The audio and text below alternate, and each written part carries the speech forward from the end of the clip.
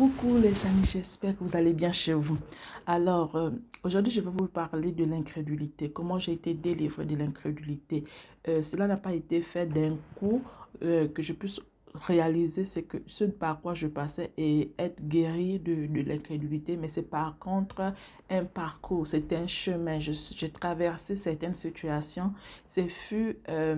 En fait, c'est comme si le Seigneur me mettait devant mon propre gâchis, devant ma situation, devant mon comportement, devant ma manière de faire, pour que je puisse comprendre que, ok, je passe par une situation que voici. Donc, vous savez, il y a des choses que vous pouvez connaître et des choses que vous allez réaliser. Donc, cette chose que vous réalisez, c'est une chose que vous connaissez depuis, mais vous n'avez pas encore réalisé que c'était un problème pour vous. Donc, je suis passée par là, j'ai vécu des situations que je commençais à blâmer toutes les personnes.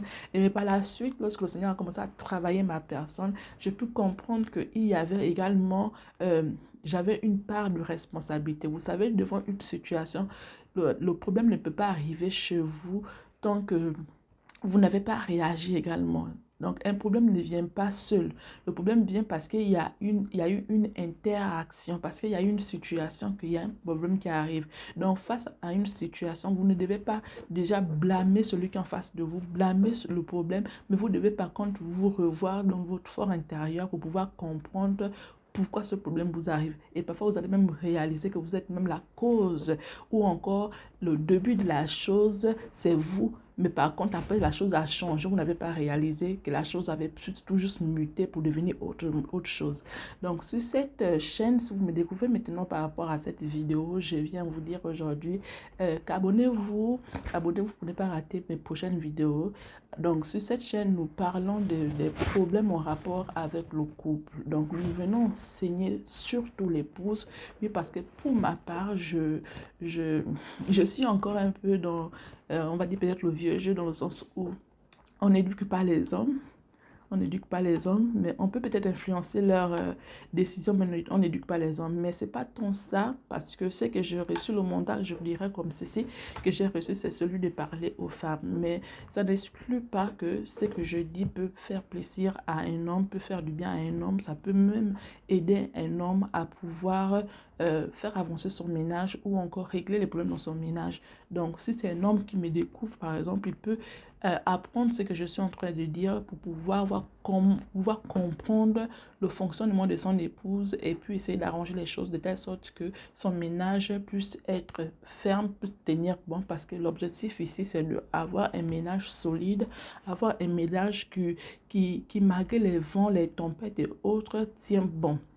Donc, je donne des astuces et des conseils à des femmes parce que je comprends que la femme, c'est l'une des personnes vraiment qui est capable de tenir le ménage sérieusement. Parce que je crois pour ma part que si on remettait le ménage dans les bras d'un homme, sachant comment l'homme est, il agit avec ses pulsions, avec son regard, en tout cas, le ménage ne peut pas tenir, ne peut pas faire long feu. Donc, par contre, je crois qu'une une femme qui a une éducation, une femme qui sait qu'elle s'est mariée pas pour pouvoir divorcer, une femme qui sait qu'elle s'est mariée et que déjà nous les femmes, on va avec le cœur. Donc, c'est la femme qui peut ramener son homme qui est en train de dévier, il y a que la femme qui peut ramener son ménage sur le droit chemin si elle le veut. Mais si elle ne le désire pas, elle peut aussi le détruire. Voilà pourquoi on parle de la femme sage. Donc, sur cette chaîne, nous conseillons beaucoup des femmes, nous leur disons que le problème par lequel vous passez peut-être dans votre ménage, vous vous dites que vous êtes peut-être la seule et que ça en est trop, vous n'allez pas pouvoir supporter, et bien c'est possible de vivre le bonheur malgré ce problème, si et seulement si vous fixez votre regard vers le Seigneur, celui qui est l'auteur du couple. Celui qui est celui-là qui vous a relié et qui a fait de vous ce que vous êtes aujourd'hui. Donc, sans plus tarder, je vais vous dire comment le Seigneur m'a délivré de l'incrédulité. Alors, pour parler de l'incrédulité, déjà, je vais vous faire comprendre que c'était pas facile pour moi de réaliser déjà que j'étais incrédule. Ce n'était pas facile pour moi. Donc, le Seigneur m'a mis, comme je vous disais déjà dans ton introduction, devant le fait accompli, devant tout ce que je pouvais poser comme acte pour que je puisse réaliser où je me trouvais. Et réalisé que ce que je faisais n'était pas bien. Donc, il y a un message que je parlerai où je vous ferai comprendre la différence qu'il y a entre connaître une chose et réaliser cette chose. Donc, j'ai réalisé aujourd'hui que j'étais incrédule par rapport aux actes que je posais. Donc, le Seigneur m'a montré pas à pas comment j'étais incrédule. Donc, si, par exemple, je veux vous parler de quelque chose. Je me disais toujours, Seigneur, pourquoi euh, tu fais du bien à certaines personnes? Je vois des victoires vraiment grandioses chez les autres. Les gens parlent, ils disent, ils racontent des choses qu'ils ont vécues. Mais moi, je ne vis pas ce genre de choses. Quand bien même j'ai rangé ma vie aujourd'hui, je fais tout pour pouvoir vivre selon ta parole. Pourquoi je ne vois pas ces choses? Mais en même temps, donc je désirais voir aussi des victoires grandioses, des victoires miraculeuses, des victoires que la pensée humaine ne pouvait pas imaginer. Mais j'étais en même temps dans mon cœur, je me disais, quand quelqu'un venait dire par exemple la victoire qu'elle avait obtenue, et quand une personne disait la victoire qu'il avait obtenue, moi je me disais, ça ne peut pas être vrai. Ça ne peut pas être vrai. Donc, je doutais de ce que le Seigneur pouvait intervenir dans la vie de quelqu'un. Soit peut-être parce que cette personne ne menait pas une bonne vie, ou encore tu mènes une bonne vie, mais je doutais parce que je me disais c'était trop exagéré. Le Seigneur ne peut pas faire tout ça, c'est trop fort. Donc, je voulais une chose et son contraire. Donc, je ne pouvais pas bénéficier de ce que je désirais. Et le Seigneur m'avait déjà même montré certaines situations. Vous savez, si je vous ai déjà parlé du fait que j'étais décrétée, je ne sais pas s'il faut décréter, mais en tout cas, les médecins avaient dit que j'étais stérile. 3 médecins des hôpitaux différents et des médecins également différents m'avaient dit que j'étais stérile. Et par la suite, j'ai fini par avoir l'enfant par la grâce de Dieu. Je ne vais pas dire que ce que les médecins avaient dit, c'était faux, mais je crois que le Seigneur a intervenu dans le sens où il voulait vraiment travailler cette incrédulité. Donc, à partir de là, ou bien avant, le Seigneur avait commencé à travailler l'incrédulité, mais je n'avais toujours pas réalisé. Vous voyez? Voilà pourquoi je vous disais que la différence entre connaître une chose et puis n'est pas réalisée. Parce que nous savons tous que le Seigneur est capable de faire au-delà de ce que l'on peut penser ou imaginer. C'est le seul qui est capable de faire l'imaginable. Mais je le savais, mais je n'avais pas encore réalisé que c'était possible. Donc, je voulais une chose et son contraire. Donc, je me disais que le Seigneur n'agissait pas en ce qui me concernait. Donc, entre-temps, il avait fait des choses déjà grandioses dans ma vie, en dehors du fait que je suis partie de la stérilité pour la fécondité. Et il y a eu d'autres événements que je ne vais pas citer peut-être aujourd'hui parce que ça fera que la vidéo soit assez longue. Donc, il a intervenu, certainement, il a intervenu dans les petites choses et même dans les grandes choses. Donc, je voulais voir des grandes choses spectaculaires, là où on crie waouh, mais le fait pour moi de partir, d'être stérile et avoir l'enfant par la suite, c'était quelque chose d'extraordinaire, mais je n'avais pas réalisé cela. Et c'était pas tout.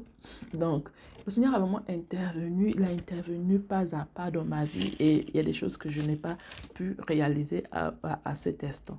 Donc, il n'a pas cessé de pouvoir pointer du doigt sur ce sujet et il m'est arrivé une situation horrible, horrible, et je pense que c'est à partir de là que j'ai commencé à vraiment croire que le Seigneur est capable de faire quoi que ce soit.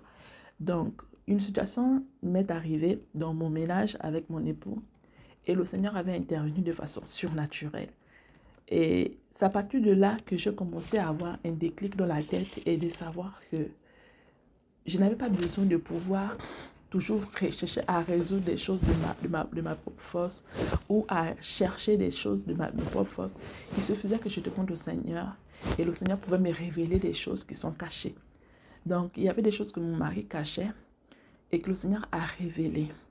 Donc, quand le Seigneur a révélé cette histoire, ça m'a tellement choquée au point où j'ai vraiment cherché la face du Seigneur parce que j'ai compris que le Seigneur était capable de me dévoiler, les secrets les plus, je vais dire, les secrets vraiment cachés que je n'aurais jamais pu imaginer. Et même si je tombais sur ça, je ne pouvais jamais comprendre ce que c'était. Mais le Seigneur m'avait carrément ouvert les yeux pour me montrer cette chose. Et à partir de là, je commençais à comprendre, à réaliser que j'étais vraiment incrédule. Donc, toutes les choses que je mettais en doute, comment dire ça, les victoires de certaines personnes, les témoignages de certaines personnes qui disaient, ils témoignaient sur des choses vraiment, C'était exceptionnel. Je disais, non, c'est pas possible. Tu ne peux pas faire ça. Cette personne est en train de mentir et tout. Je doutais de, de, la manière dont le Seigneur pouvait agir dans les vies de certaines personnes. Et justement, il est venu maintenant le faire dans ma propre vie, mais je ne le voyais pas jusqu'à ce qu'il me montre réellement que voici ce qu'il est capable de faire. Alors là, c'était horrible. Donc, j'ai commencé à faire confiance au Seigneur par rapport à ça. J'ai compris que non, mais c'est vrai que ce Dieu est capable de faire certaines choses. Et vraiment, je vais me repentir aujourd'hui dans cette vidéo et je vous dire également qu'il y a beaucoup de bénédictions que vous annulez aujourd'hui par rapport à votre incrédulité. Certainement, vous agissez aussi de la sorte, peut-être que vous ne réalisez pas que vous êtes incrédule quelque part. Donc, l'une des choses qui m'a encore marqué, et depuis cette semaine, ça tourne un peu dans ma tête, bien avant déjà ça tournait, genre cette semaine ça a continué, c'est que euh, nous étions confrontés ou nous sommes confrontés par une situation. Donc, c'était par rapport au problème que je vous ai dit que nous avons vécu. Il y a eu des paroles, des échanges, des paroles pas bien de mon côté, de ma part. Donc, ça fait que nous sommes tombés dans une situation où la Bible dit que le salaire du péché, c'est la mort. Donc, mon mari avait péché, certes, et moi, j'ai péché également dans le sens où je n'ai pas agi comme un enfant de Dieu, donc en ramenant la personne dans l'amour. J'ai, j'ai par contre dit des paroles qui n'étaient pas agréables par rapport à cette situation. Je n'ai pas agi en enfant de Dieu, j'ai agi en cette personne qui avait laissé ses émotions vraiment se manifester. Donc j'ai prononcé des paroles pas agréables, ce qui fait que nous avons vécu un enfer dans notre maison. Donc c'est les enfants tombent malades à tout moment. Les enfants tombent malades à tout moment, sachant que c'est un pays qui est excessivement cher. Et je pense que ça fait partie aussi du monde, de comment le Seigneur voulait vraiment m'enseigner. Donc, les enfants sont tombés malades à plusieurs reprises. Et c'était des maladies vraiment horribles dans le sens où je vous parle aujourd'hui. Je me suis amusée hier à pouvoir calculer la dette que nous avons en ce moment par rapport à tous les hôpitaux. Parce que c'était pas un seul hôpital. Quand on est parti, il y avait plusieurs. Donc en tout, je crois 5. J'ai compté ça hier. Et je voulais voir le montant total que nous devons. Et le montant total s'élève à 30 millions de francs CFA. Et là, j'étais déjà bien avant ça. Il y a de cela, je crois, un mois ou bien c'est le mois dernier que j'avais été reçue à l'hôpital. Je suis allée à l'hôpital et là, j'ai été presque séquestrée. Bon, pas séquestrée dans le sens propre, mais on m'avait exigé de payer un certain montant. Mais je n'avais même pas ce montant sur moi et j'étais embêtée dans le sens où je me disais, comment je vais faire? Donc, pour la première fois, je me suis assise et là, j'ai dit au Seigneur, Seigneur, je sais que tu veux m'enseigner quelque chose. Je ne comprends pas ce qui se passe réellement, mais je comprends que tu veux m'enseigner quelque chose. Qu'est-ce que tu veux m'enseigner vraiment?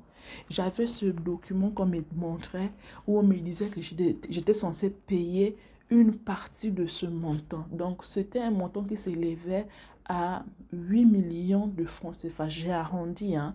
Donc, j'étais censée payer un montant ce jour, mais je n'avais pas l'argent sur moi pour pouvoir payer ce montant. Et j'étais vraiment dépassée. Pour la première fois, je me suis sentie, pas la première fois, mais je me suis sentie humiliée. Moi, qui avant, j'étais le genre de personne qui ne se laissait pas marcher devant qui que ce soit parce que j'avais mes mains pour pouvoir travailler, avoir au moins de quoi subvenir à mes besoins. Donc, je n'attendais personne, même pas mon mari. Et je tombe sur ce genre de choses. Donc, imaginez combien de fois j'étais abattue, j'étais vraiment anéantie. Et là, je suis là, je dis, mais qu'est-ce que je vais dire à ces personnes? Et on me dit que si je ne paye pas ce montant, on ne peut pas soigner ma fille et autres. Et là, je dis, comment est-ce que je vais faire? Donc, je suis restée là, j'ai baissé la tête tellement j'étais souffrante. Je, je voulais m'agenouiller pour vraiment pleurer, supplier le Seigneur, quoi. Mais j'étais restée là muette et j'ai commencé à parler toute seule. à parler tout seul dans mon cœur. Et les gens étaient là. Donc, j'ai passé un temps où je disais au Seigneur, plus jamais cela. Je ne veux plus jamais vivre ce genre d'humiliation. Comment je peux vivre cela? Je suis ton enfant. Je t'ai donné ma vie. Je vis, tout en moi est pour toi. Je fais tout pour pouvoir faire ce que tu me demandes de faire. Comment je peux être humilié comme ça en tant que ton enfant? Comment on peut me faire ça? Je dis, Seigneur, plus jamais cela. Plus jamais cela. Je ne veux plus jamais être humilié comme ça. Et cette facture, nous la payerons, peu importe. Nous payerons cette facture. Non seulement on va la payer cette facture, mais on payera toutes les autres factures également. Donc, hier, je me suis amusée à calculer et ça faisait 30 millions. Mais ce qui est bien, c'est qu'autrefois où j'étais encore dans l'incrédulité, j'aurais pu dire comment est-ce qu'on va faire pour payer cela. Mais je me suis dit, ça va être payé.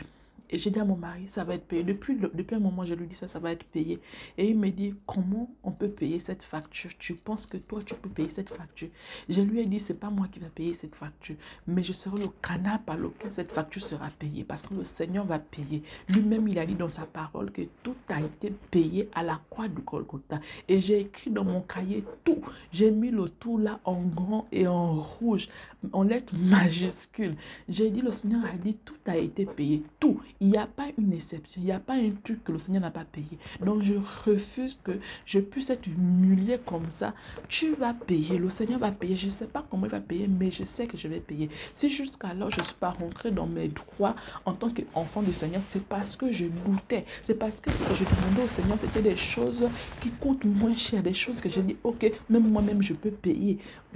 X personnes peuvent payer, mais les choses qui coûtent un peu plus cher, les choses qui coûtent, on parle en termes des millions, des milliards, je ne pouvais pas oser demander cela au Seigneur parce que je me disais que c'est pas possible que le Seigneur puisse donner. Donc j'ai raisonné par rapport à ma propre personne.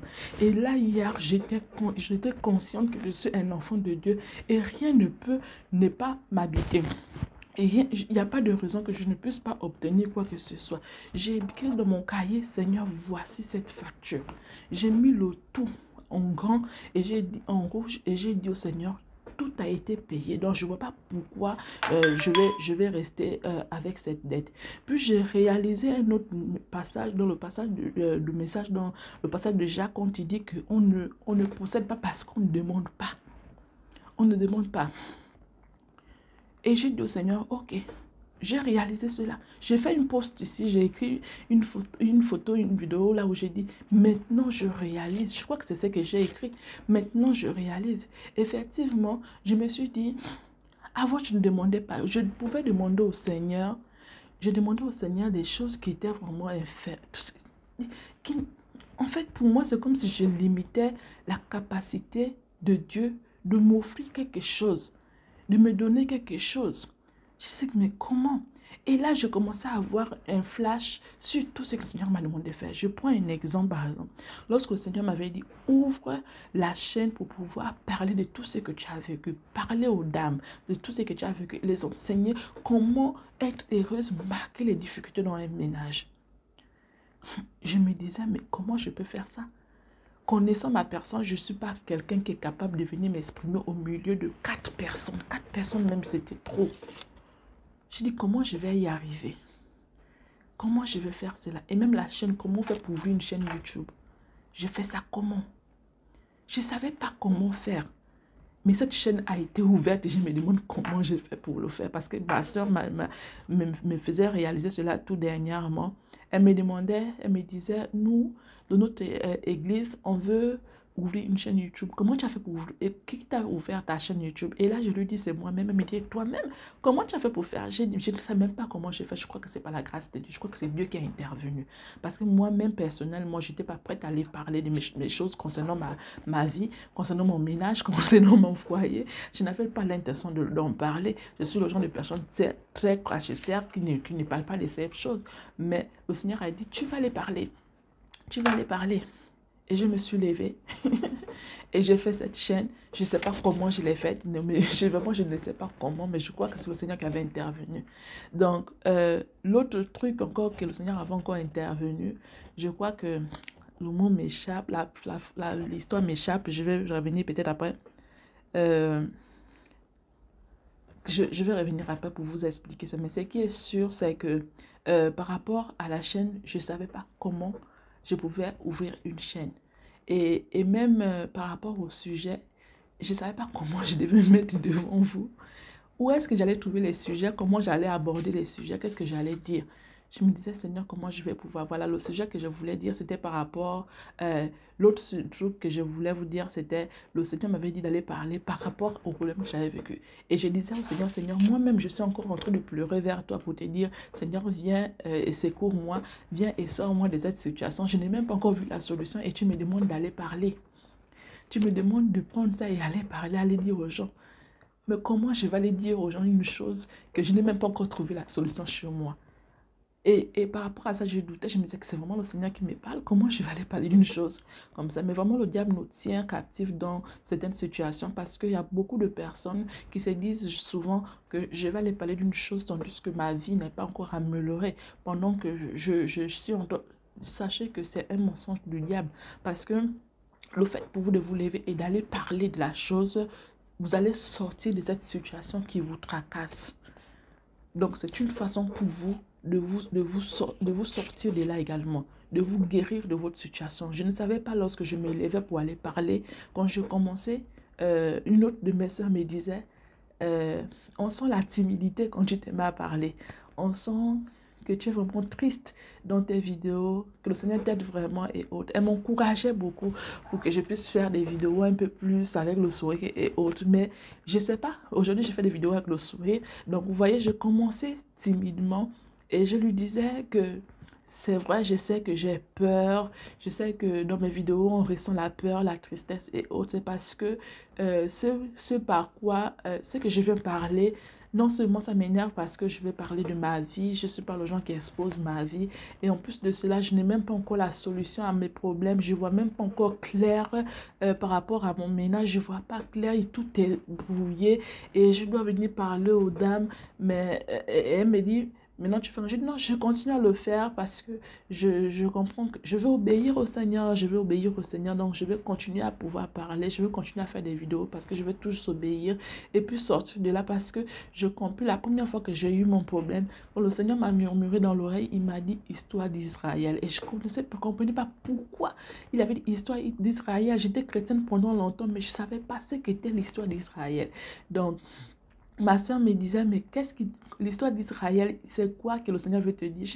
J'essayais de justifier, mais je justifiais n'importe quoi parce que je ne connaissais même pas trop ce que les Israélites avaient vécu. Je ne connaissais pas trop l'histoire. Je connaissais ce que j'avais étudié en classe, en cours d'histoire, je crois, en terminale. Mais je ne connaissais pas grand-chose, en fait, sur ça. Donc, c'est quand je suis repartie lire la Bible que j'ai compris que si moi, je veux sortir de cette situation très vite, j'ai intérêt à pouvoir faire ce que le Seigneur me demande de faire. J'ai intérêt à obéir à la parole de Dieu. Parce que si les Israélites ont mis du temps dans le désert, c'est parce qu'ils ne voulaient pas obéir. Ils souffraient là où ils étaient, on leur a fait sortir et ce sont les premiers encore à râler auprès de Moïse parce qu'il y a des choses qui n'allaient pas. Ils étaient les premiers à critiquer le Seigneur, à maudire le Seigneur parce qu'il y avait des choses qui n'allaient pas. Ils avaient oublié d'où ils revenaient. Donc le Seigneur voulait me montrer que il ne fallait pas que j'oublie d'où je revenais, d'où j'étais. Ma situation avant que je ne puisse avoir ce que je vivais. Donc, je n'allais pas, il ne fallait pas que je me fâche, je me triste par rapport à ce que... Donc, on vivait quoi? On vivait cette histoire de dettes et autres. Faisait parfois que on disait, mais on était encore mieux là où on était. On aurait dû repartir. Et par rapport à ça, j'ai commencé à réaliser. Je dis, oh, vraiment, on a péché contre le Seigneur. Et ça, c'était pas normal. Donc, il fallait absolument que moi qui connais le Seigneur, qu'il fallait que je change d'attitude pour pouvoir amener mon mari à penser comme moi. Donc, ou encore même s'il pensait mal, moi, je ne devais pas jouer ce jeu, je ne devais pas rentrer. Donc, à partir de là, j'ai commencé à lui dire des choses du genre, Dieu va intervenir. On n'a pas le droit de nous plaindre de ce que nous vivons aujourd'hui. Et le Seigneur commençait par me montrer qu'il y avait des points qui voulaient vraiment travailler chez moi.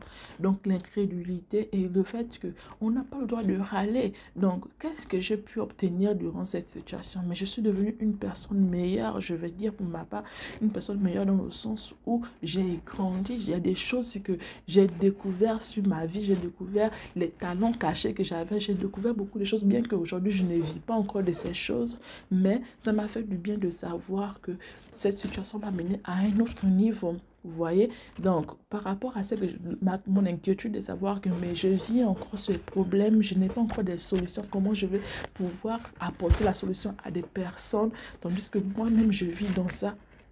Mais c'était un mensonge de la part de l'ennemi. Il ne voulait pas que je sorte de cette situation, il voulait que je demeure dans cette situation.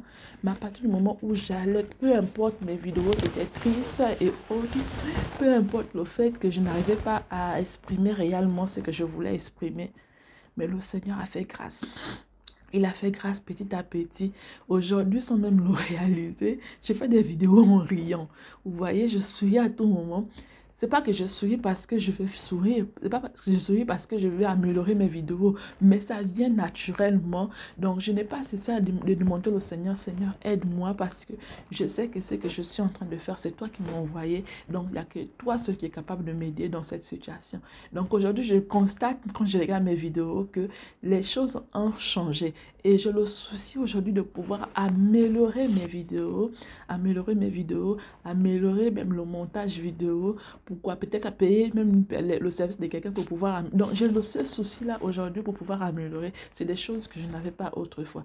Et non seulement dans ce là, c'est le côté, on va dire... dans peut-être le côté financier, on peut dire, parce que c'est vrai que je ne vis pas encore des choses que je suis en train de faire, mais le mindset a changé, j'ai beaucoup évolué, le mental a changé, j'ai beaucoup évolué sur certaines situations, mais sur l'autre point, donc cette chose qui me faisait mal, cette chose que je disais, mais je n'ai pas encore vu la solution et tout, pour comment je vais, je vous assure que ce problème n'est plus un problème pour moi. Je ne sais pas, mais c'est plus un problème pour moi. Je suis arrivée au niveau où je n'y pense plus. Je n'y pense plus. Je n'ai même plus le temps de m'attarder sur ça. Et plus rien ne me fait mal, en fait. Moi qui étais au niveau où chaque jour, il y avait des jours où je pleurais. Il y avait des jours où j'avais vraiment les yeux fixés sur ce problème. Je me demandais comment je vais sortir de ce problème. Et petite parenthèse en ce qui concerne justement lorsqu'on est les yeux fixés sur le problème, eh bien sachez, je vous ai déjà dit ça dans une vidéo, le problème c'est comme un point. Au fur et à mesure que vous gardez vos yeux fixés sur ce problème, ce point prend de l'ampleur. Il grandit, il évolue et ça vous garde prisonnière. Ça vous garde prisonnier, donc vous ne pouvez pas vous en sortir par rapport à ce problème. Parce que vous avez les yeux fixés sur le problème. Quand vous fixez votre regard sur le problème, eh bien le problème va commencer par prendre de l'ampleur. Mais si vous fixez les yeux sur la solution, sur comment vous allez faire pour vous en sortir par rapport à ce problème, vous allez voir que ce problème va perdre le pouvoir sur vous. Ce problème va perdre le pouvoir sur vous. Donc, ma situation était telle que j'avais perdu toute estime de moi. Je me sentais vraiment anéantie. Je pensais que mon mariage allait battre de l'air. Je me disais, ok, je pensais au divorce. Je pensais à toutes ces choses que je suis en train de vous dire aujourd'hui que vous n'avez pas le droit de le faire parce que le Seigneur vous a unis jusqu'à ce que la mort vous sépare. Donc, j'ai pensé à toutes ces choses et j'ai même fait tout pour pouvoir faire ces choses. Mais je vous assure que le Seigneur est tellement bon que tout ce que j'avais entrepris de faire, tout avait échoué, rien n'aboutissait. Et c'est ce qui m'a ramené sur le droit chemin. Je me suis dit, pourquoi ces choses ne fonctionnent pas? Pourtant, j'ai fait des choses bien en ce moment. Pourquoi? Je commençais à me poser des questions, Seigneur. Qu'est-ce qui se passe? Et là, le Seigneur m'a fait comprendre clairement que ce n'est pas le chemin qu'il voulait que j'emprunte. Je ne me suis pas mariée pour que je puisse divorcer. À la première occasion, pour un certain problème, pour un petit problème ou un grand problème, pour quelque chose, je ne me suis pas mariée pour ça. Et quand il m'a dit, tu vas prendre ton histoire et partir parler aux dames, je dis, mais comment? Vraiment, il fallait qu'il m'aide énormément. Donc, je partais sans conviction. Je faisais des messages sans conviction. Je ne pensais même pas. L'incrédulité était là. Je me disais, est-ce que ça va même faire quoi? Mais je fais parce que j'obéis sur mon Seigneur. ça ne va rien faire. Je ne voyais, il n'y avait rien qui me montrait au bout du tunnel que la vie devait être meilleure. Quand bien même le Seigneur me parlait, quand bien même j'ai fait, comme je vous dis, que j'étais en train de demander des choses grandioses, mais il me montrait des choses grandioses, mais je ne voyais pas, je ne réalisais même pas que le Seigneur est en train de me dire des choses clair sur mon ménage. Moi, ce que j'avais dans ma tête, c'est que, ok, ce ménage, ce mariage, et voit l'échec, ça c'est le divorce qui va directement venir. Et je me préparais à mieux vivre le divorce, vous voyez, à mieux vivre le divorce. Donc, je voulais mettre en place des choses pour que mon divorce ne soit pas très choquant. Donc, pardon, quand je sors de ce mariage, j'ai tout ce que je veux en fait. Mais tout ce que j'avais entrepris, rien n'est fonctionné. Rien n'est fonctionné. J'ai injecté de l'argent. Rien n'est fonctionné. Rien n'a abouti. Tout a été échec sur échec. Et c'est l'échec qui m'a ramené vers le Seigneur. Donc, quand j'ai vu l'échec surtout, combien même tout était fait de telle sorte que ça marche, quand j'ai vu l'échec, j'ai dit non, non, non, non, non. À un moment donné, répare un peu au Seigneur. Quand je répare au Seigneur, il me dit, c'est pas là où je t'ai envoyé. Voici là où je t'ai envoyé. Et c'était le contraire carrément de ce que je pensais dans ma tête. Et là, il fallait reprogrammer ma tête. Il fallait accepter cela, mais ce n'était pas facile. Alors, je me suis abandonnée à lui. J'ai dit, ok, je ne peux pas faire sans toi. Ce n'est pas possible pour moi, avec tout ce que je vois en ce moment, penser le contraire. Franchement, Seigneur, je ne peux pas. Viens au secours de mon incrédulité. Viens et fortifie ma foi. Viens et aide-moi à voir comme tu veux que je voie. Viens et donne-moi la force de tenir. Donne-moi la force de tenir. Donne-moi la joie malgré le fait que en ce moment, mon ménage est... Tout est en désordre. Seigneur, viens et secours-moi. Viens et montre-moi ce que je dois faire. Et là, c'était petit à petit. Il a commencé à montrer des choses. Il a commencé à me montrer des choses qui me faisaient tellement mal. Et je lui disais, Seigneur, tu me montres ça pourquoi? Comment je fais pour pouvoir vivre avec ça? Qu'est-ce que je suis censé faire avec ce que tu m'as montré là? En temps, il voulait voir si je pouvais encore ouvrir ma bouche parce que bien avant, il avait dit, maintenant tu fermes ta bouche, tu ne parles plus. Tu observes, tu me laisses travailler. Quand on arrive en 2019, le Seigneur m'a dit, tout est accompli. J'ai dit, Seigneur, tout est accompli. Tout est accompli, maintenant je fais comment? Je ne vois rien. Je ne vois pas ton accomplissement là, c'est où? 2020, il me dit, allez, ouvre la chaîne. Je dis, Seigneur, je vais ouvrir la chaîne là comment? Je commence comment dire, je ne sais même pas comment on fait ça. Je n'étais même pas, en tout cas l'informatique, et moi, ce n'était pas trop ça.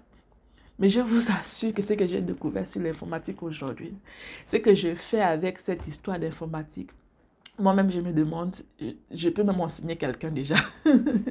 Je peux enseigner quelqu'un. Je ne suis pas allée à l'école. Je me dis même que je vais peut-être aller à l'école pour pouvoir avoir un diplôme. Mais c'est un peu compliqué ici en ce qui concerne les études. Donc, je me suis dit, ok, peut-être le faire en ligne. Donc, je n'ai pas encore cherché quelle école je peux faire en ligne, mais pas avec ce pays parce que la barrière linguistique va me causer trop de problèmes. Donc, c'était tellement... Mais je me suis accrochée au Seigneur. Je me suis accrochée au Seigneur. Je venais parler aux dames. Je conseillais les dames. Je faisais des vidéos où je parlais. J'étais là timidement. J'avouais les choses qui me concernent. Je me dis, oh là là, je vais être la risée des gens. On va se moquer de moi à cause de dire tous ces secrets. Le Seigneur m'a fait passer. Non seulement, il a traité tous les traits bizarres, la peur que j'avais, la honte, l'orgueil, toutes ces choses-là, il a traité ça d'une même. Non, mais c'était aujourd'hui tel problème est résolu, demain c'est une autre chose, après demain c'est une autre chose. Donc quand je parviens à surmonter un point, et bien c'est un autre point qui s'élève. J'étais là, j'ai dit, mais Seigneur, comment quelqu'un peut avoir autant de difficultés? Comment je peux vivre avec toutes ces choses? Comment je parviens à tenir debout? Ce sont des questions que je me posais, mais comment j'arrive à tenir debout?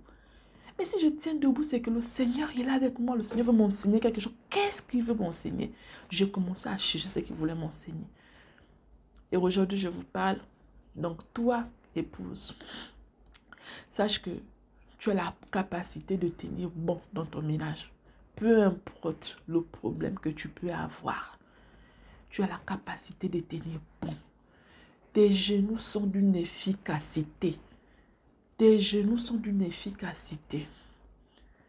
J'ai découvert par la suite dans Malachie 3:10, quand le Seigneur parle d'ouvrir le ciel. Quand le Seigneur nous demande d'aller prier dans la maison du trésor. J'ai découvert toutes ces choses. Je dis, mais attends, tout ce que nous avons besoin, tout ce que l'on désire, on a ça en nous. Tout ce que tu veux avoir dans ta vie, tu as ça en toi. Tu es la seule personne capable de mettre un frein sur les bénédictions que le Seigneur t'a déjà accordées. Tu es la seule personne. Si tu vis encore aujourd'hui très mal, si tu as encore des difficultés, c'est parce que tu es la seule personne qui met un frein à ce que le Seigneur t'a accordé. Comment tu mets un frein? C'est comment tu parles, comment tu penses. Tu penses à quoi? Tu parles de quoi? Qu'est-ce que tu dis sur ta vie? Qu'est-ce que tu proclames sur ta vie? Qu'est-ce que tu crois sur ta vie? Moi, je croyais que mon mariage était fini. Je croyais que ce que je voyais, c'était le divorce. Je me disais, ok, avant qu'on me demande le divorce, moi, je demande vite le divorce pour sortir de là, je fuis. Comme je l'ai toujours fait, fuir, me cacher, être derrière les choses. Je voulais fuir. Je voulais fuir pour que ça ne me fasse pas mal. Je commençais à concocter des projets, comme je sais que je sais travailler là. Je commençais à mettre des projets en place. J'ai économisé de l'argent, j'ai envoyé de l'argent pour ouvrir des projets, des choses. Parce que je me disais que, ok, au moins si je divorce, j'ai mes entreprises et puis je vais travailler et vivre avec mes enfants. Mais rien n'a marché. Rien n'a marché. Le Seigneur pouvait me dire, écoute, ça c'est ta place. J'entendais ça. Ça c'est ta place. Depuis le début de mon problème, j'ai entendu ça. Mais je n'avais pas réalisé. Je me disais, non, c'est moi qui pense comme ça. Avec ce que je vois là, est-ce qu'il y a une possibilité que mon mariage puisse survivre à ça? Est-ce qu'il y a une possibilité? Ma bouche seule proclamait n'importe quoi. Et je m'étonnais de voir ce que je voyais. En tant que je proclamais ça de ma propre bouche. Parfois, quand je parlais, je disais le contraire. Non, mon mariage, c'est bien, machin et tout. Mais dans mon fort intérieur, quand je voyais ce que je voyais, je disais que non, ce mariage ne va pas survivre. Donc, j'avais le pour et le contre dans ma vie. Mais ça ne peut pas marcher. Toi seul, tu es l'auteur, l'origine de tes problèmes. Donc, tu donnes l'occasion à l'ennemi de saisir tes paroles et de garder cela. C'est toi-même qui as donné l'occasion à l'ennemi. C'est toi-même qui as donné l'occasion. Tu lui as dit, tu penses de ça dans ton cœur, dans ton corps. Tu penses de l'impossibilité dans ton corps. J'ai dit à mon mari, ces factures-là, on ne quittera jamais ce pays tant qu'on n'épuise pas ces factures. Tant qu'on ne paye pas ces factures. Il me dit, tu vas payer ça comment? J'ai dit, je ne sais pas. Je ne sais pas, mais mon Dieu me dit, on va payer ça. Je ne sais pas quand on va payer. Je ne sais pas comment on va payer. Mais je sais qu'on va payer ces factures. Moi-même, quand je vais à l'hôpital, je commence à payer petit à petit. Quand je vois les sommes que je donne, c'est des sommes qui font pitié même. Comparé à la somme que je dois. Je fais sortir des sommes vraiment... C'est sûr que même la caissière, elle s'est dit, mais attends, c'est là, sur tout le montant, là, c'est ça ce qu'elle donne. Mais je donne ce que j'ai. Je donne ce que j'ai. Je donne ce montant-là. C'est petit, mais je donne ça. Et j'ai dit à mon mari, on va payer ces factures. Je ne sais pas comment on va payer. Je ne sais pas comment. Je suis convaincue dans ma tête que je vais payer. Et cette semaine encore, j'ai eu l'ultime conviction.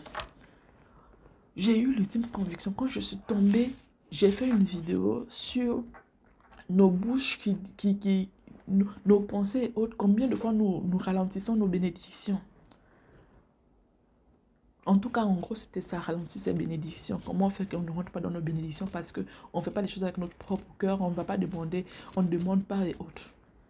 Quand j'ai compris ça dans cette semaine, j'ai réalisé cela. J'ai dit, mais attends, je suis où? J'ai un Dieu qui dit que il a tout payé pour moi, tout. Il n'a pas dit qu'il a payé certaines choses, mais il a dit qu'il a tout payé. Et c'est moi qui subis encore.